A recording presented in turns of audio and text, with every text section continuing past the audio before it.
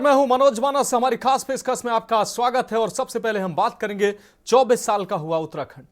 देहरादून में परेड और कई कार्यक्रमों के साथ उत्तराखंड स्थापना दिवस मनाया गया। इस कार्यक्रम में मुख्यमंत्री पुष्कर सिंह धामी और उत्तराखंड के राज्यपाल गुरमीत सिंह मौजूद थे। इस अवसर पर प्रधानमंत्री नरेंद्र मोदी ने उत्तराखंड के रजत जयंती वर्ष में प्रवेश करने पर राज्य के लोगों को शुभकामनाएं दी। कार्यक्रम को वर्चुअली संबोधित करते हुए पीएम नरेंद्र मोदी ने कहा कि आज से उत्तराखंड का रजत जयंती वर्ष शुरू हो गया। हम राज्य के उज्जवल भविष्य के लिए अगले 25 वर्षों की यात्रा शुरू करने जा रहे हैं। उन्होंने कहा यह यात्रा देश के 25 वर्षों के अमृत काल के साथ साथ जारी रहेगी। पीएम ने कहा कि इस दौरान देश विकसित उत्तराखंड के लिए, विकसित उत्तराखंड बनाने के लिए वादे को देखेगा और सपने को देखेगा। मैं कामना करता हूं कि आप सभी विकसित उत्तराखंड के संकल्प को पूरा करने में सफल हों।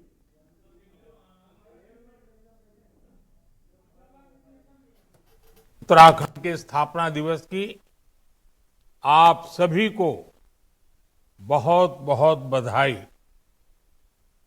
आज से ही उत्तराखंड के रजत जयंती वर्ष का शुभारंभ हो रहा है, यानी हमारा उत्तराखंड अपने 25वें वर्ष में प्रवेश कर रहा है। हमें अब उत्तराखंड के उज्जवल भविष्य के लिए अगले 25 वर्ष की यात्रा शुरू करनी है। इसमें एक सुखद संयोग भी है। ये यात्रा ऐसे समय में होगी जब देश भी 25 वर्षों के अमृत काल में है, यानी विकसित भारत के लिए विकसित उत्तराखंड देश इस संकल्प को इसी कालखंड में पूरा होते देखेगा। मुझे खुशी है कि उत्तराखंड के आप लोग आने वाले 25 वर्षों के संकल्पों के साथ पूरे राज्य में अलग अलग कार्यक्रम कर रहे हैं। इन कार्यक्रमों के जरिए उत्तराखंड के गौरव का प्रसार भी होगा और विकसित उत्तराखंड के लक्ष्य की भी हर प्रदेशवासी तक बात पहुंचेगी। मैं आप सभी को इस महत्वपूर्ण अवसर पर और ये महत्वपूर्ण संकल्प के लिए अपनी शुभकामनाएं देता हूं। और अब हम बात करेंगे 8 साल का हुआ खजांची। दरअसल उत्तर प्रदेश के मुख्यमंत्री योगी आदित्यनाथ पर समाजवादी पार्टी अध्यक्ष और पूर्व मुख्यमंत्री अखिलेश यादव ने जोरदार हमला बोला। यूपी में 9 सीटों पर होने जा रहे विधानसभा उपचुनाव की वोटिंग के बीच इस हमले को अलग तरीके से देखा जा रहा है। दरअसल सीएम योगी का बटेंगे तो कटेंगे वाला यूपी के राजनीतिक मैदान में ये जो बयान था वो खासा सुर्खियां बटोर रहा है। इसने अखिलेश यादव की पिछड़ा, दलित, अल्पसंख्यक यानी पीडीए राजनीति को सीधे तौर पर निशाने पर लिया है।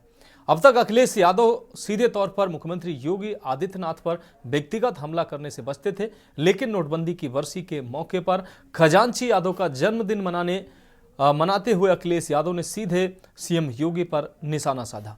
सीएम योगी पर निशाना साधते हुए अखिलेश यादव ने कहा कि जो अपने से बड़ा किसी को नहीं समझते वो कैसे योगी हैं। उन्होंने साधु आपको बता दें खजांची के जन्म दिवस पर पहुंचे उन्होंने प्रदेश सरकार पर जमकर हमला बोला। उन्होंने कहा कि हमारे यहां मुनि जो हैं वो मौनी की परंपरा में रहते हैं।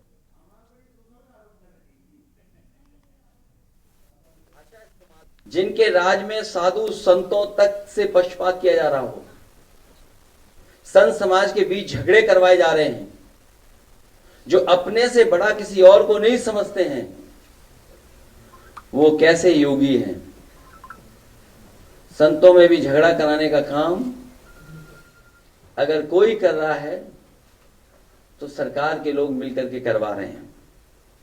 हमारे यहां कहा जाता है कि जो जितना बड़ा संत होता है, ये हमारी परंपरा रही है जो हम लोगों ने सीखी और समझी है और जानी है कि हमारे यहां कहा जाता है कि जो जितना बड़ा संत होता है वो उतना ही कम बोलता है, और जब बोलता भी है तो जन कल्याण के लिए।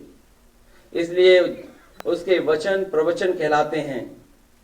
यहां तो सब उल्टा ही है, इनकी योग्यता की परीक्षा करवानी पड़ेगी, क्योंकि जिस तरह के भाषा इस्तेमाल हो रही है उससे कहीं ना कहीं लग रहा है कि उनकी योग्यता के बारे में भी हमें और आपको जानना चाहिए। और अब हम बात करेंगे 16 में नो सोशल मीडिया।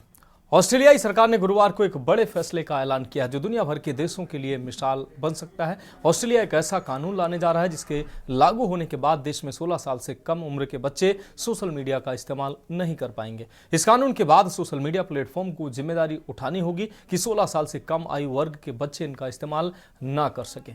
भारत में अभिभावकों और शिक्षकों समेत बड़ी तादाद में लोगों ने ऑस्ट्रेलिया में की जा रही इस पहल को अच्छा कदम माना है और भारत में भी इस तरह की पहल की उन्होंने आपको बता दें कहा है कि भारत में भी इस तरीके की पहल होनी चाहिए।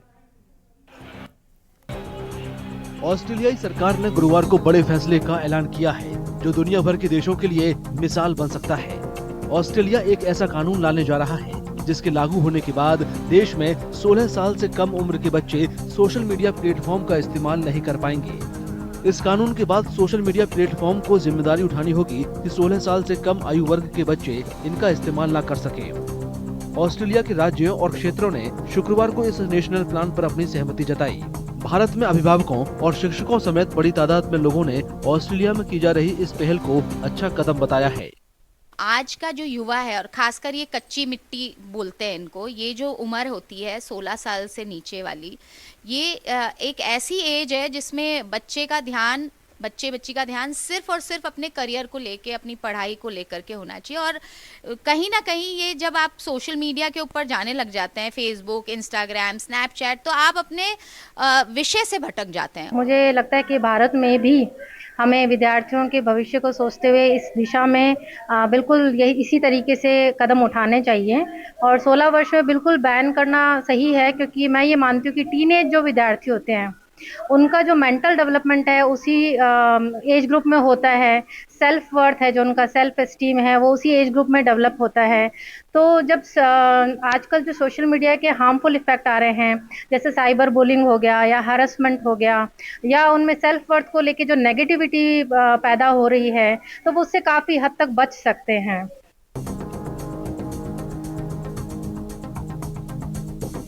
कुछ बच्चों ने भी प्रतिबंध का समर्थन किया और सुझाव दिया कि सोशल मीडिया और स्मार्टफोन का इस्तेमाल रिसर्च और पढ़ाई से जुड़ी चीजों के लिए किया जाना चाहिए। I think it should be implemented in India for some extent because nowadays kids are like fully based on phones and they are gaming, being influencer in such a young age. It shouldn't be the reason for using phone. The phone should be used only for the research purpose and educational purpose, because when we were on the same age we were doing only for research and education purpose. So kids now should also focus on education first. Bullying भी बहुत ज़्यादा होती है, like we see Instagram पे भी होती रहती है और बहुत ज़्यादा लाइक वो केसेस भी आते हैं ना, लाइक ओमेगल भी बैन हो गया due to small age youth जा रहे हैं वहाँ पे एंड अडल्ट चीज़ें हो रही है। So I think it can be affect their mental health. So do you think कि इंडिया में भी सेम लॉ आना चाहिए? हाँ, आना तो चाहिए, क्योंकि अभी के जो यूथ है, अभी जो आगे के हमारे भी आगे जो है अल्फा जेनजी कुछ है, अल्फा, हाँ, तो वो बहुत फोन से एडिक्टेड ही है, लाइक टैबलेट किड्स बोलते हैं उन्हें। सो आई थिंक लगना चाहिए रूल। मैं समझती हूँ कि ऑस्ट्रेलिया सरकार ने जो ऐसा किया है उन्होंने ठीक ही किया होगा, क्योंकि आजकल के बच्चे जो हैं वो इंस्टाग्राम, फेसबुक, ट्विटर इन सब के बहाने वो पढ़ नहीं पा रहे हैं और फ़ोन लेते हैं तो उन फ़ोन में वो यही सब चीज़ें देखते हैं, उसके अलावा वो ज्ञान की चीज़ें नहीं देख पाते हैं फ़ोन में। इसलिए ऑस्ट्रेलिया सरकार ने ऐसा करके ठीक किया है और मुझे लगता है कि भारत सरकार को भी ऐसा कर देना चाहिए, क्योंकि भारत में भी बच्चे आजकल ऐसा ही कर रहे हैं। हाँ, यहाँ पर बैन हो जाना चाहिए ये सब कुछ। 12 साल के नीचे के बच्चों को तो बिल्कुल भी फ़ोन नहीं देना चाहिए, ताकि वो उनका फिर मानसिक संतुलन बिगड़ता है, पढ़ाई में ध्यान नहीं लगता उनका, फ़ोन में लगे रहते हैं। खासकर बच्चे फ़ोन चलाओ तो पर वो लोग पढ़ाई के लिए भी यूज़ करें फ़ोन पर, वो लोग ज़्यादा रील्स देखते हैं, गेम खेलते हैं। हालांकि जानकारों का मानना है कि पूरी तरह से प्रतिबंध बच्चों को सोशल मीडिया के इस्तेमाल से बेहतर तरीके से नहीं रोक पाएगा। उनके मुताबिक ये उन्हें न सिर्फ इसका ज्यादा इस्तेमाल करने के लिए उकसाएगा, बल्कि प्रतिबंधों से बचने के तरीके खोजने के लिए प्रेरित कर सकता है। In today's world, banning does not exist. You can ban within your territorial boundaries, but it's of no consequence. Why? Because internet has made geography history. And people sitting in your own jurisdiction using virtual private networks and other technologies can go ahead and view the banned websites. Also, now the more you ban, the more you increase the traffic to the banned website or the banned platform. So banning clearly is a non-workable proposition, but Australia has actually gone in that direction. The important thing will have to be seen is how will Australia implement it. प्रौद्योगिकी और बाल कल्याण से जुड़े क्षेत्रों में महारत रखने वाले 140 से ज्यादा ऑस्ट्रेलियाई और अंतर्राष्ट्रीय शिक्षाविदों ने पिछले महीने ऑस्ट्रेलियाई प्रधानमंत्री एंथनी अल्बनीज को लिखे एक ओपन लेटर में हस्ताक्षर किए थे। इसमें उन्होंने सोशल मीडिया पर उम्र सीमा का विरोध करते हुए इसे खतरों से बेहतर ढंग से निपटने के लिए बहुत ही कमजोर जरिया बताया था। इसी तरह भारत में भी कई लोग सोशल मीडिया के फायदों का जिक्र करते हैं और इस पर पूरी तरह से प्रतिबंध लगाने के बजाय इसके इस्तेमाल पर निगाह रखने की वकालत करते हैं। पूरी तरह से बैन के तो मैं पक्ष में नहीं हूँ, क्योंकि कुछ इसके फायदे भी है, बच्चों को पढ़ाई में, कुछ ज्ञानवर्धन में भी काम आता है। लेकिन ये पेरेंट्स डिसाइड करें कि कितना वो चलाएं, कितनी देर चलाएं, क्या चलाएं। ये इस तरह का कोई ना कोई एक सिस्टम डेवलप होने की किया जाना चाहिए। ये मेरा व्यक्तिगत राय है। सोशल मीडिया की कई साइट्स होती हैं जो एजुकेशनल साइट्स हैं, उसको तो बैन नहीं करना चाहिए, लेकिन जो गलत साइट्स हैं उनको जरूर उसमें लगाम लगनी चाहिए। मेरा यही है कि अगर मान लो अगर व्यक्ति अगर उससे कुछ पढ़ना चाहता है या सीखना चाहता है तो उसको सोशल मीडिया से फायदा भी उठाना चाहिए, लेकिन गलत रास्ते पे जा रहा है तो उस पर चेकिंग होनी चाहिए। ये विधेयक 18 नवंबर से शुरू हो रहे ऑस्ट्रेलियाई संसद के इस साल के आखिरी 2 सप्ताह के सेशन के दौरान पेश किया जाएगा। कानून पास होने के 12 महीने के बाद ये उम्र सीमा लागू कर दी जाएगी।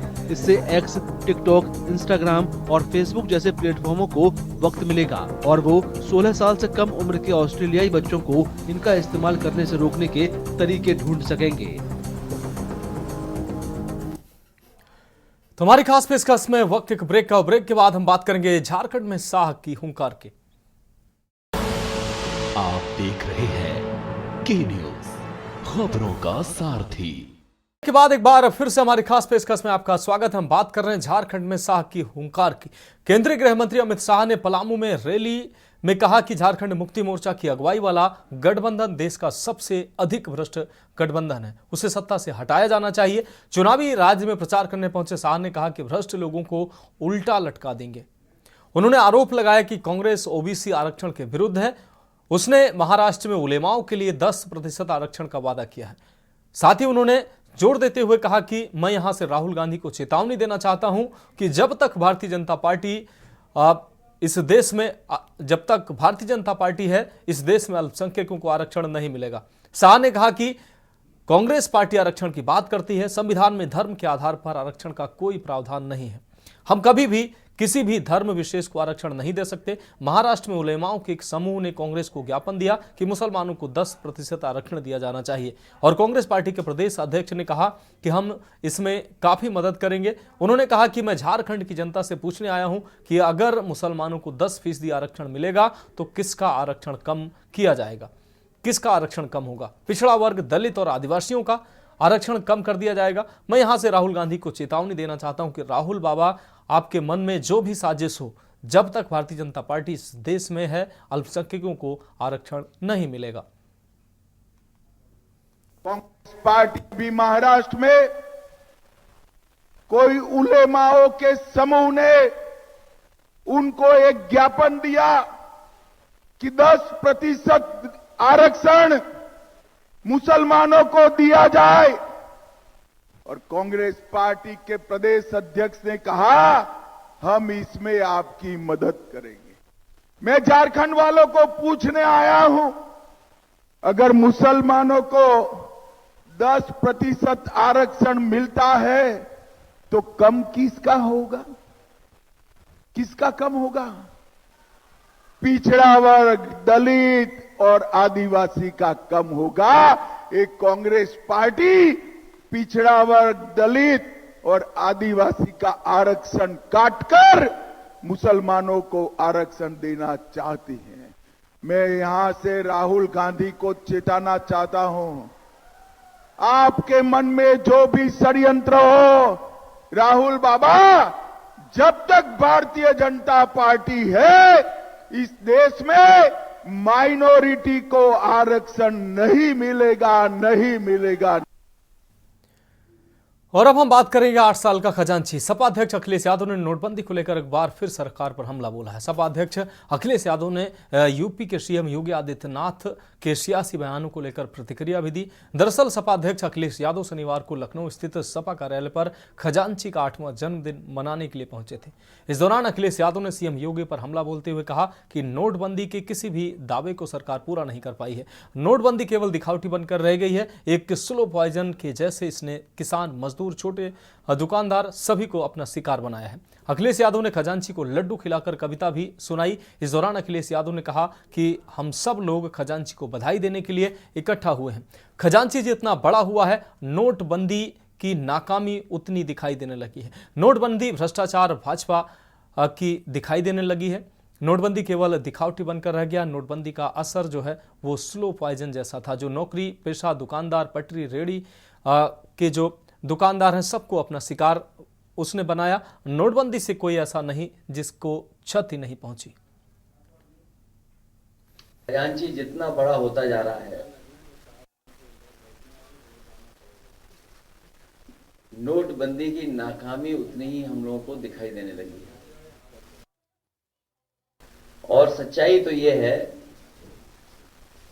कि नोटबंदी दुनिया के आर्थिक इतिहास का सबसे बड़ा भ्रष्टाचार के रूप में उभर करके आया है। नोटबंदी भाजपा के भ्रष्टाचार का महासागर साबित हुई है। नोटबंदी के समय जितने भी दिखावटी लक्ष्य रखे गए थे, उनमें से एक भी पूरा अभी तक सरकार नहीं कर पाई और न दावा कर पाई है आज तक कि नोटबंदी के समय पर जो उन्होंने लक्ष्य रखे थे वो एक भी लक्ष्य पूरा सरकार का नहीं हुआ है। नोटबंदी केवल दिखावटी उनका और दिखावटी बनकर के रह गई है।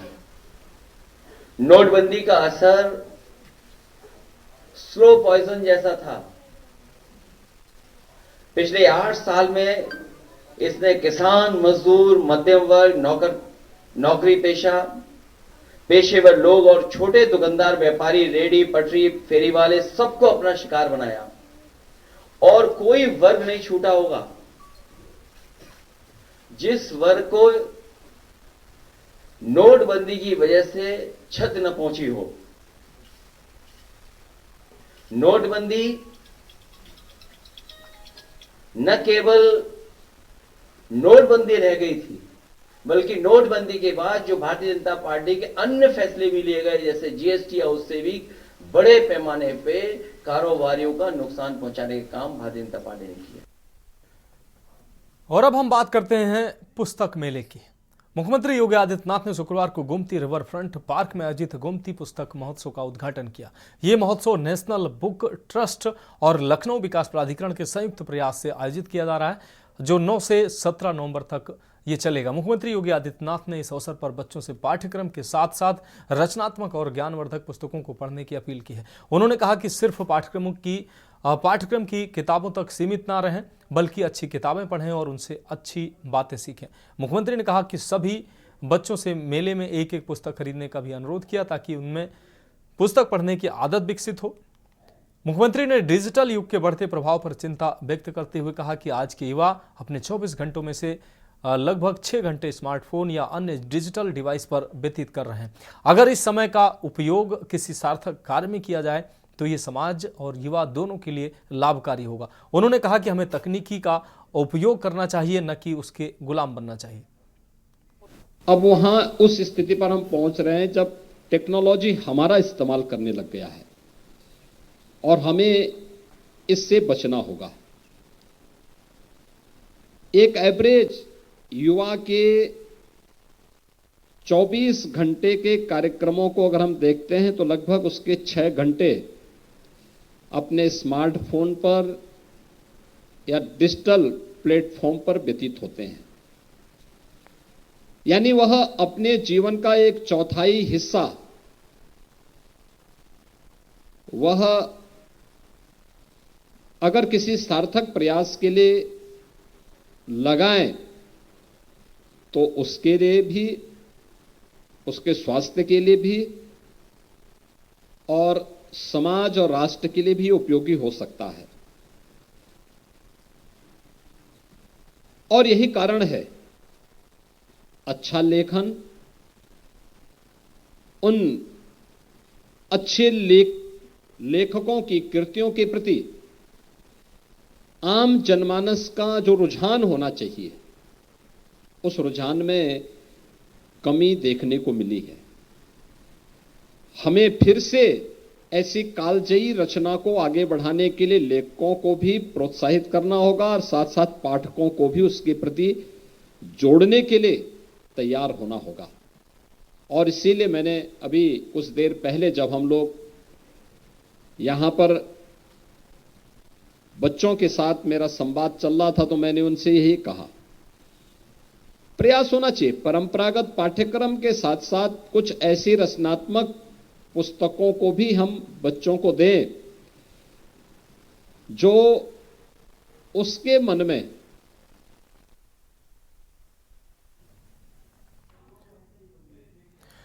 और अब हम बात करेंगे तो वो कैसे योगी। उत्तर प्रदेश के मुख्यमंत्री योगी आदित्यनाथ पर समाजवादी पार्टी अध्यक्ष और पूर्व मुख्यमंत्री अखिलेश यादव ने जोरदार हमला बोला। यूपी में 9 सीटों पर हो रहे विधानसभा उपचुनाव की वोटिंग के बीच इस हमले को अलग तरीके से देखा जा रहा है।